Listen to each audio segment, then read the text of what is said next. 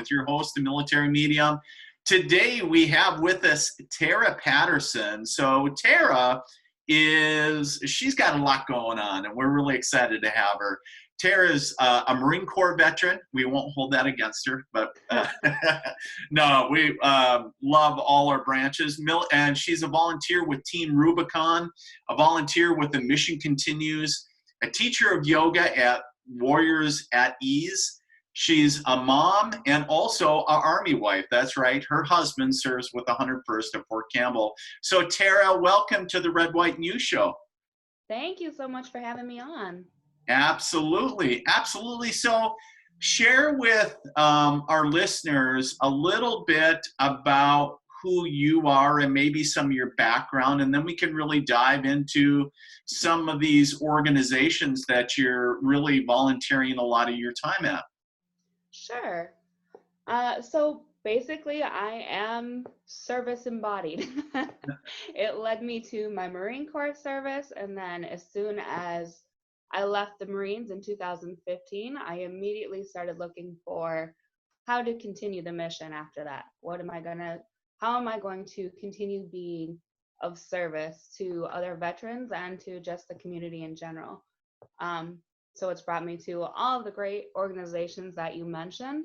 It actually started with my own yoga journey, learning how to be a trauma-informed yoga teacher, learning how to come back to myself, reintegrate into the civilian world, and who Tara is post Sergeant Wentworth. I was Wentworth at the time. And then has led me down to The Mission Continues and now Team Rubicon as well. Well, let me ask you before we get into those organizations is in the beginning, like why did you choose to go in the Marine Corps? Because they're the best, the most challenging. It was just something, and of course the dress blues. Who doesn't want to wear the dress blues? Right. But it really was. It was the challenge of, if I'm going to do this, I want to show that I can have the most discipline. I can go through the toughest branch, and I can do it well. So it was something more to prove. Was it to prove to yourself, or was it to prove to other people? To myself, I think it was, mostly to myself. I'm sure it was. Okay. It was not that I was bragging, but No. Marines are known for their confidence. Absolutely. No. And yeah. I was definitely a part of that. Well, and I think that if a branch or regardless of what branch you're serving in, if you don't have a level of, I don't want to say arrogance, but if you don't have enough ego to bring you over the challenges and obstacles that you're going to face in military service, then any minor obstacle that you face, you're basically not going to be able to overcome it. You're going to fail that mission, right? Exactly. And it doesn't matter what you do for that military branch. It's, you got to have enough ego within you, even if some people say it's arrogance, saying, yeah, I can kick ass and take names and kick down doors or whatever. But, so don't, I get it. Every branch has their own egoism, and I'm the best, kind of right? That loyalty to, if it was just me, I might tap out in this situation, but there's a lot of Marines to my left and right that wouldn't, that's not an option. People who came before me and people coming after me, that I have to set that example and continue to serve and be a part of the legacy. How do you think that mentality has served you today? Oh, it's definitely shaped me as an adult. I think coming into the military, most people are just young adults and you're just trying to figure out the world. So it's a great place to really shape stellar human beings that can continue to go out and serve and lead. And I really think that's what it did for me, is set me up to be a civil servant and a leader in my community. So as a mom and a wife, are you more of a Marine Corps wife, or come on, suck it up, get those dishes done, or? I don't think so. You would think my husband was also a Marine before he switched to the Army. So oh Lord, okay. Our poor daughter, but no, she's actually very sweet. We don't yell at her. We don't have her in the front leaning rest position. You don't give her the knife hand? And We rarely knife hand her. okay, awesome. Well, cool. So share with us. I know you can. I know you were saying like you're heavily involved in the Warriors at Ease program and the mission continues. Before we get into those, because I know we want to get eyeball deep in that, but share with us a little bit your volunteering with Team Rubicon. So I've done one disaster deployment with Team Rubicon last October. We went to Houston for Operation Ghost Fleet. It was to help people who were victims of the tropical storm Imelda there. Okay. So what they do is they do disaster response and recovery and mobilize veterans to respond to disasters. So they're doing some great stuff right now with the COVID-19 pandemic. Not something that I'm able to get out to during this time, but they're doing excellent work. And there's some of the first responders that go in, aren't they? I believe so. Kind of the Marines of the volunteer world, right? Yeah, exactly. Well, they were founded by Marines, so I think they probably, they probably got that from that situation.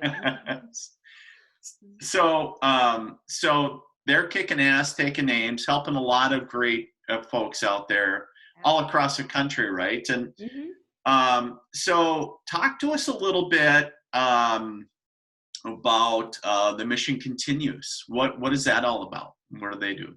The Mission Continues. So it's a veteran service organization. Their mission is to empower veterans to continue their service by mobilizing their unique skill set and make a visible impact in the communities that they live and work in. So it's a lot of veteran empowerment, but it's also tying those veterans back into their community when they come home. A lot of us come home and we're like, now what? What's the next mission? And this kind of gives that purpose, the same structure. We have platoon leaders in our platoon operations program. We have national campaigns that veterans can apply for to come out to. We have one mass deployment per year where we come out to one, I think it's around 80 veterans that come out to one city for a week. Oh, wow.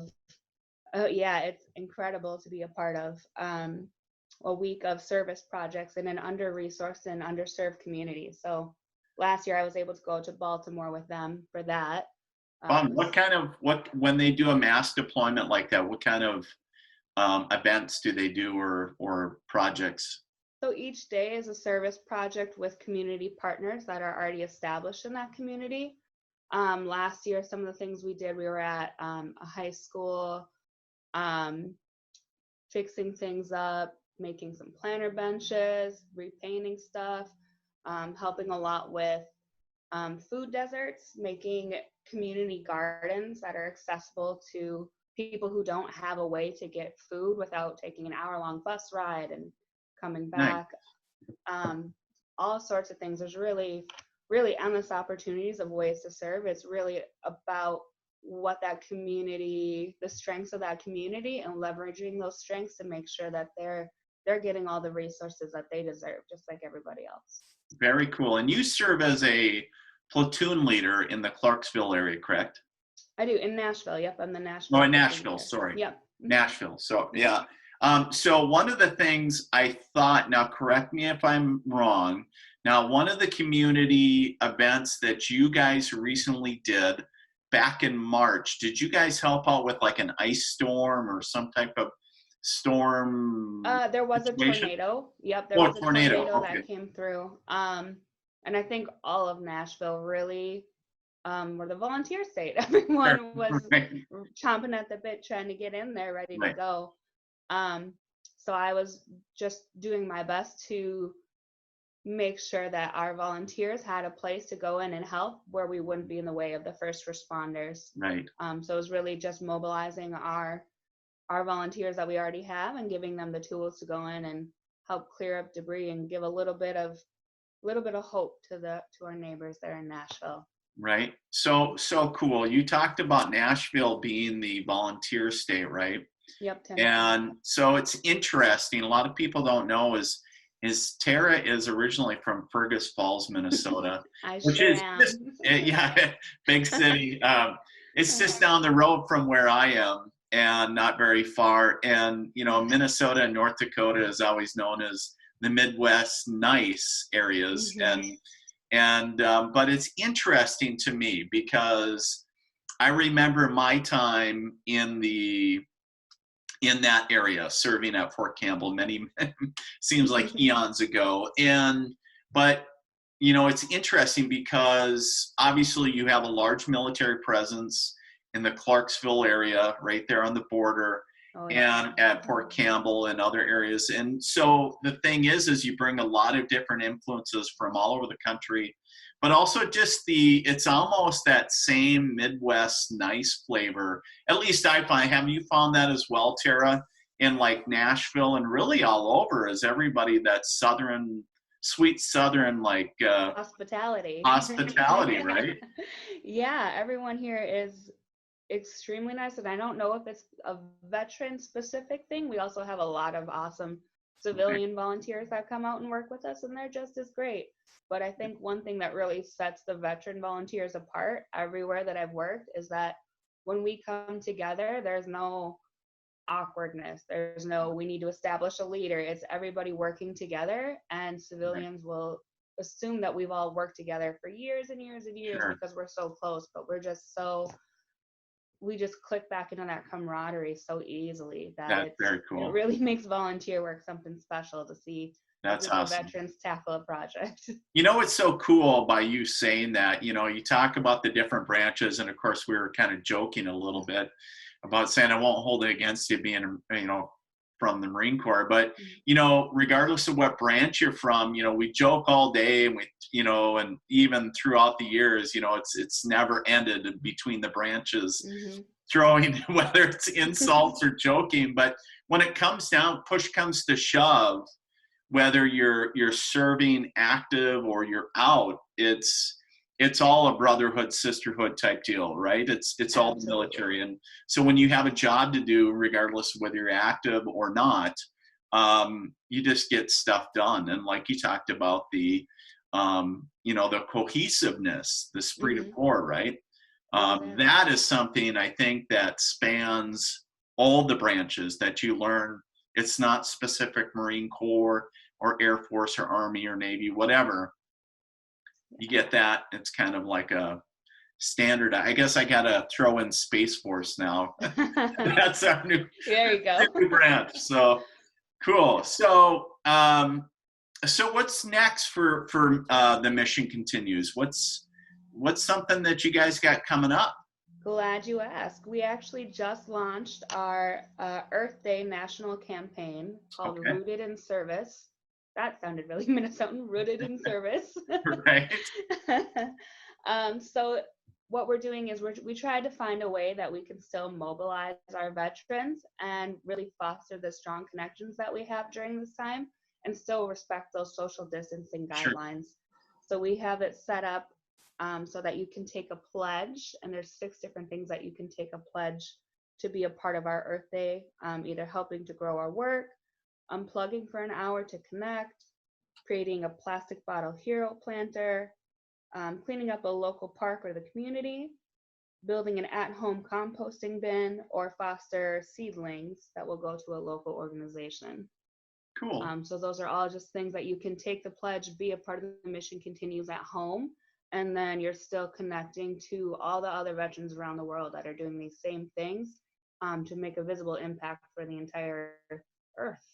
Right. That's very cool. That's and kind of innovative, right? Too, because we're in this whole COVID-19 garbage and saying how do you do that instead of coming together and doing planting trees or picking trash and saying Yeah, this it's was been honestly a really interesting time, but really inspiring to see all the veteran right. volunteers getting together over Zoom and just finding those innovative ways. So, how do we still serve? How do we still connect? Because so many veterans have that tendency to isolate already. Right. So, it's how do we make sure that everybody's morale is up? We're still connected. And I really feel like connections have gotten stronger during all of this because we're all so intentional about seeking out each other, and Sure. really fostering those connections more than we probably would have when we could take it for granted. Right. So let me ask you, Tara. So you talked about, talked a little bit about, still keeping connected and how some veterans tend to self-isolate. Mm-hmm. And so, because this will segue into our talking about our, the yoga pieces. How have you seen the Mission Continues help other veterans that are dealing with forms of trauma? So I really think just the whole premise of the Mission Continues of giving veterans a mission to continue, Sure. giving them a purpose, saying you have this tribe, you have this family of Mission Continues members that are to your left and your right. They are cheering for you. We're getting out, we're getting dirty, we're getting the work done, and you have that Right. sense of accomplishment at the end of the day. You have something to keep going for. I really think it helps. Many people don't really appreciate the power of volunteering for your mental health, but it's Right. amazing, incredible, something to keep going for. Right. Well, and I think you hit the nail on the head. You said that a lot of people, obviously when people volunteer, typically they're doing it for somebody else. But in a sense, there's an aspect that we're doing it for ourselves too, right? Because I mean, we got to be honest, volunteering or doing something nice for somebody else feels good. Yes. It feels good to us, and saying, you know what, I did something nice today, or or if somebody's very appreciative, I mean, it kind of, in a sense, strokes the ego a little bit and saying, you know what, that makes me feel good. It's a little shot in the arm saying I'm doing good in the world. Exactly. I'm making a difference in some measurable way, right?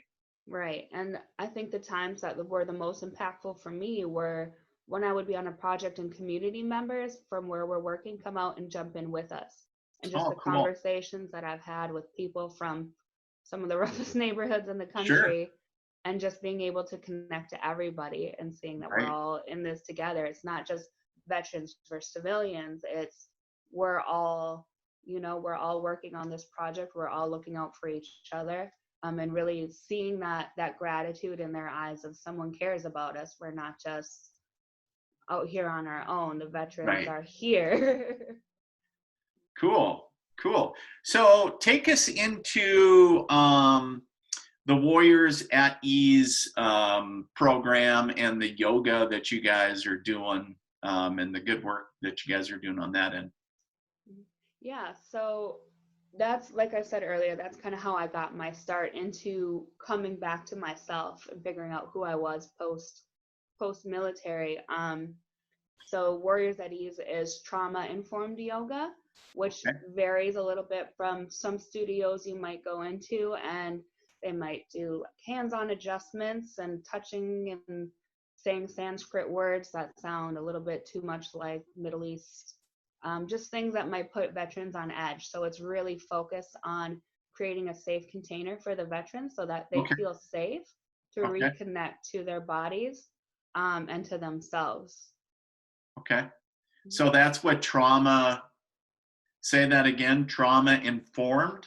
Yep, trauma informed. So basically you're removing things that could potentially be triggers for the veterans out of traditional. So you basically taken the traditional yoga and made it fit the mold, or in a sense of what warriors are needing. Yep, completely secular. All the Warriors at Ease teachers go through specialized training, so that they can teach adaptive yoga, to teach anyone who comes into their class, whether it be someone who's had an amputation, being able to support that person, whatever they have going on physically, emotionally. It doesn't matter. It's not something they need to divulge. It's just something that every Warriors at Ease teacher is conscious of teaching to everybody, making yoga accessible to everybody, and just watching the room so that they don't have to. Cool. And I was going to ask, it's great that you mentioned that, the adaptive piece. I was going to ask, what about, the military members that are, might have a handicap in some form. So whether Mhm. it's a TBI and maybe the balance issues, Yep. or an amputation, or loss of a limb, or eyesight, whatever it is, Mhm. sometimes that a lot of times saying, well, I can't do yoga because I'm missing a leg. I Right. can't. And I think that there's just not enough knowledge out there, that people just assume that they can't do yoga because they Right. have a perceived limitation.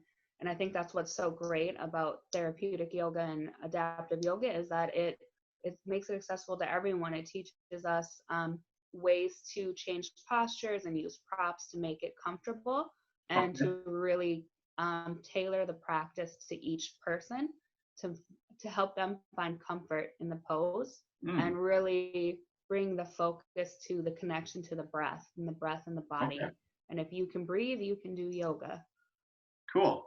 So let me ask you, now I'm going to understand that Warriors at Ease now, this is probably a 501c, a nonprofit, correct?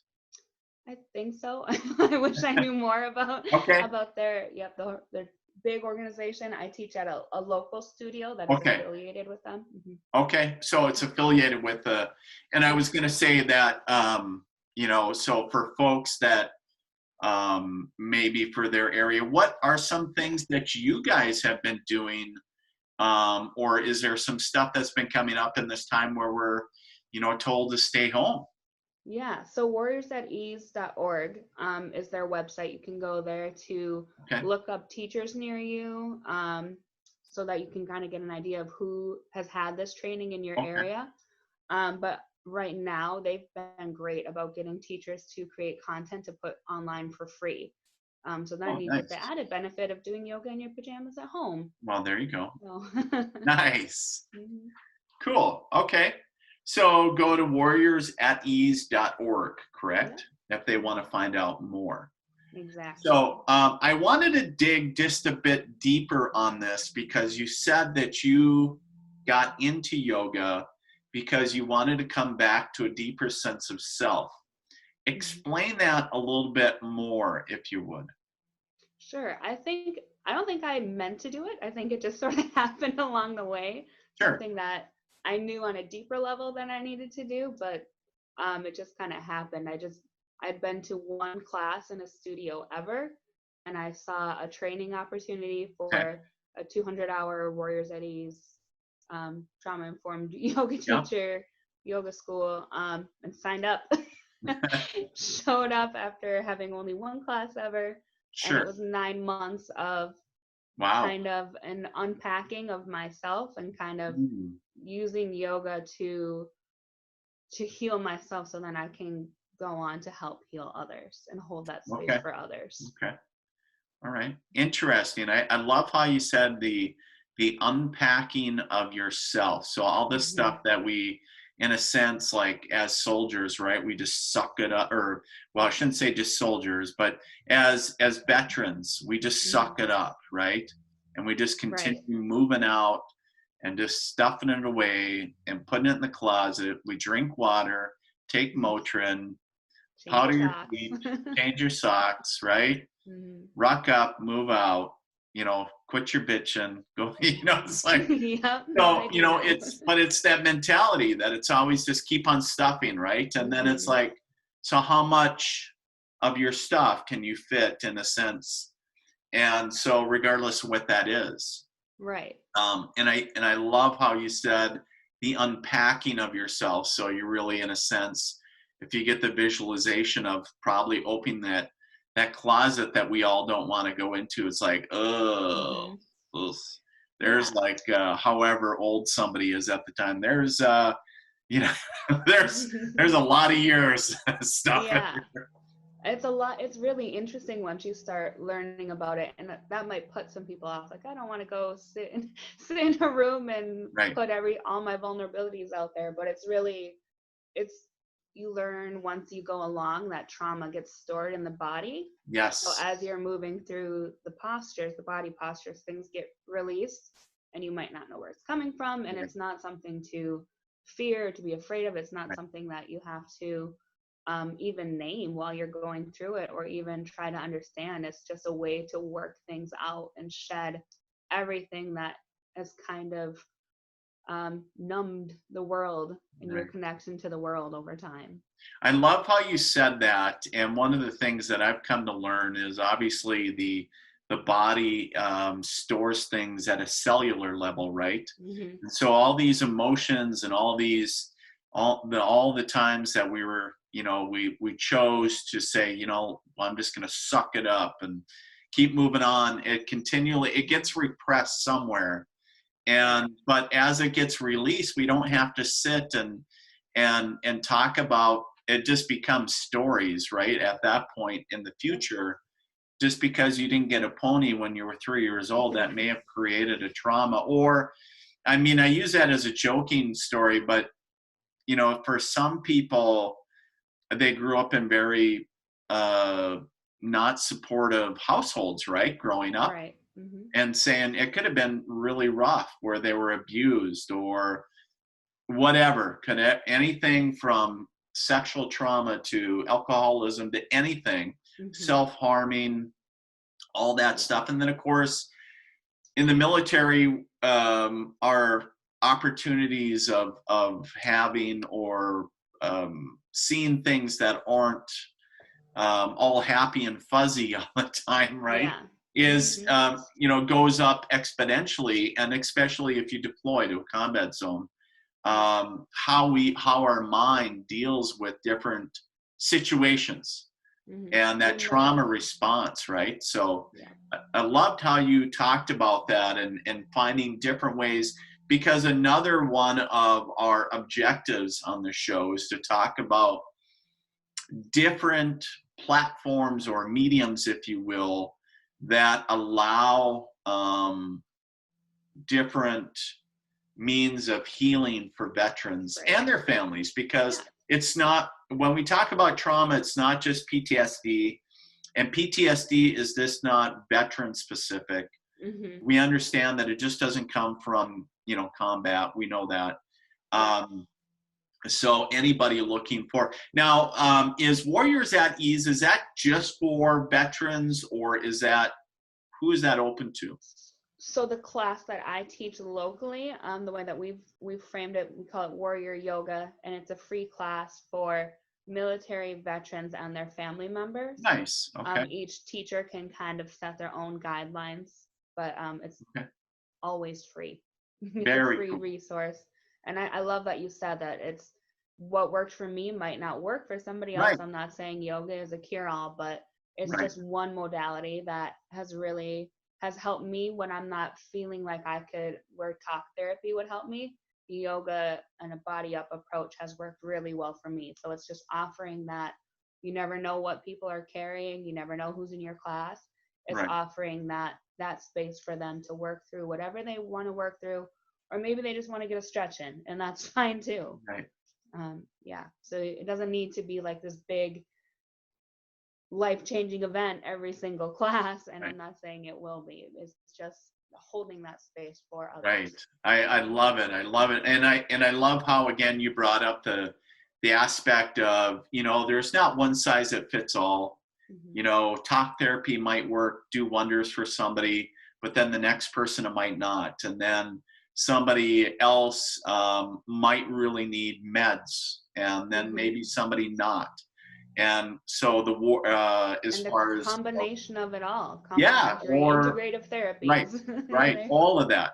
So, Hmm. and that's why we talk about it. That's why a lot of people don't even know that, yoga has been modified and introduced. There's a lot of, it's interesting. You're not the first person that I've talked to about, this is actually, we're going on, you're probably the third person that I've had on the show now since we moved, or well, two on radio. One, you're the first on the podcast version, but talking about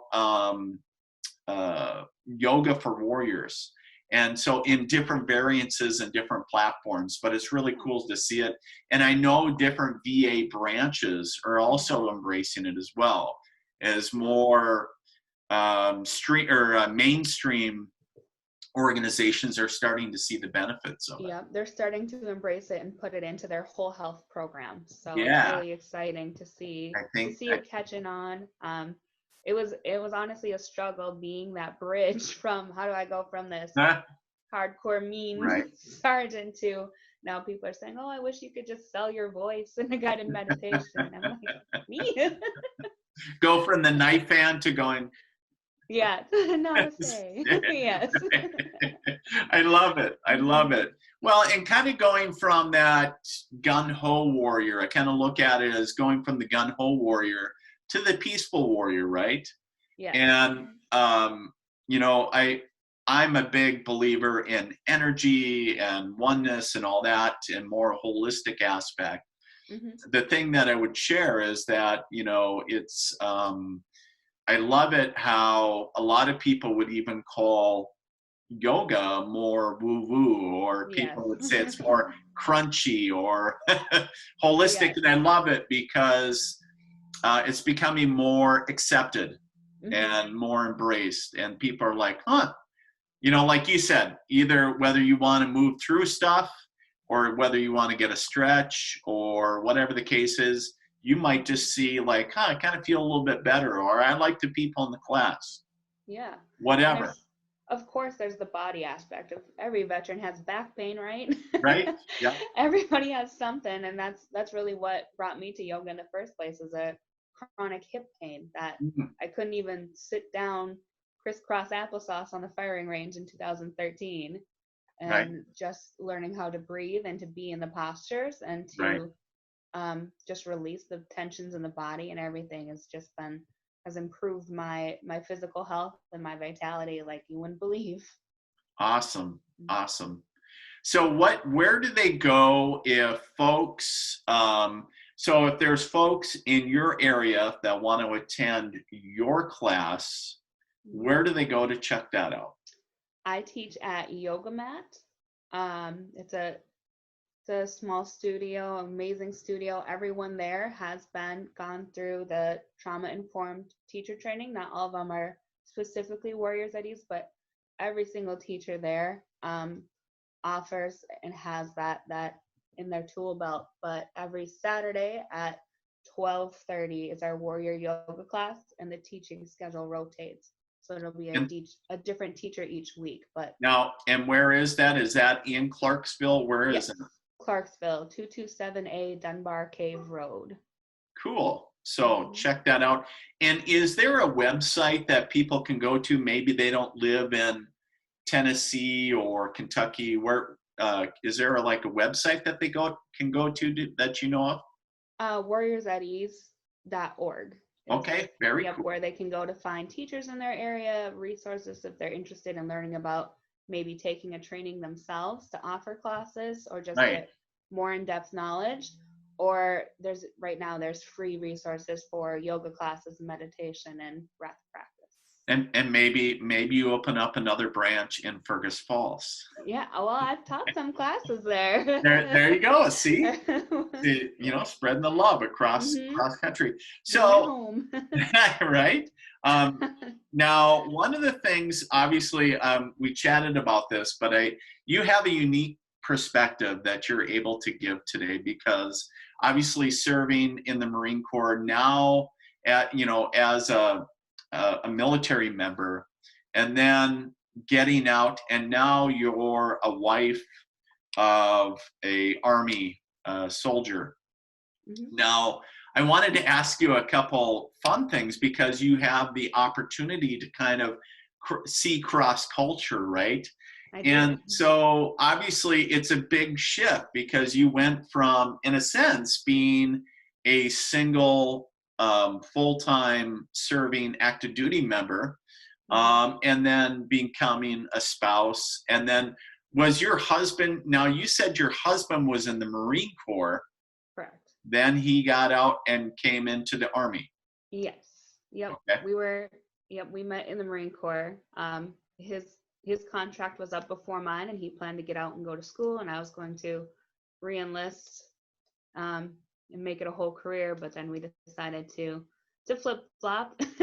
And he went back in. He had of course, as soon as he got out, he got a full sleeve tattoos. So Okay. couldn't go back into the Marines and decided to try out the Army. So I followed him. And as they say, they save the best for last. So Sure, we'll go with that.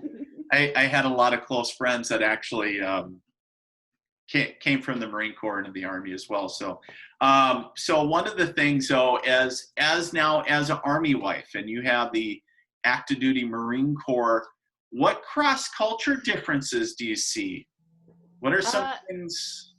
Yeah, it's been interesting going from a dual military family to Sure. trying to step into that role of I'm no longer serving, I'm now supporting him and kind of giving up some of I also outranked him when we first met. Nice. So there's that little bit also of, okay, he's now past where I was at when I got out. So it's interesting to see it from this perspective. Sure. And to try not only that, but to integrate that veteran mentality to also still connecting with the other military spouses that don't have those same experiences and maybe the same struggles, but still recognizing that we're all still struggling, because it's difficult to support someone who's gone all the time, especially during this time when they're being called into work, and that's not safe. Right. And yeah, so it's interesting to kind of put aside my veteran mentality when I'm in the room and just step into that role of, okay, right now I'm just supporting. Right. Well, and now you're also, as a spouse, you're the spouse of your husband being in a completely different branch. So now they're doing things way different, right? Say funny things. Silly uniforms, different hierarchy, all sorts of things that I'm not used to, that I'm just, what is this? What is this language? Right. So, and it's interesting because I think about it. Obviously, I haven't been on that end. I haven't been the spouse of a military, but I just think about the spouses that are out there, and you think about the brand new spouses thinking the same thing, right? They're speaking in a completely different language regardless of what branch you're in. They're going to speak in acronyms and abbreviations and things that you don't understand, and you have to have your uniform a certain way, and why do you have to show up 3 hours before you're actually supposed to be there, and this is stupid. And I feel like I have a little bit of a leg up because I can understand, like, if he's not home by dinner time, I'm not freaking out. I obviously understand that he has no control over that, and so that gives me a little bit more understanding into his situation. But it's also honestly a bit of a struggle with the spouses that take their husband or their wife's service as their own. That's been a struggle for me as a veteran, seeing other people claim their service as their own, and it feels like I have served. I do have that background in service. So they'll get like really excited for like the GI Jane days, and I'm not sure what the Army calls them, but going out and like trying out their husband's MOS, and I'm like, no, no interest. Thank you. Been there, done that. Right. So that's interesting, and trying to the FRG, or the Family Readiness Group events, and so the Army loves that stuff. Yes, they do. So very interesting, though, indeed, and so I was like, why that you would have a unique perspective on that, especially being that active duty Marine that was single, then getting married and getting out, and then becoming an Army wife, which is so interesting. And obviously there's a lot of different things that the Army does to the Marine Corps, but yet now being in the role of a spouse. And a lot of different roles to play, and it's the important part is that I'm still authentically me through each role, and that's the struggle, but it's fun. and So we talk about your role as a spouse, but you know, how is it being also a mom in all of this? I'm loving the forced quality time and the opportunities to witness my daughter playing and learning and growing. She's in preschool, so Okay, she gets to do her little virtual Zoom meetings and sure, story time with all her little friends.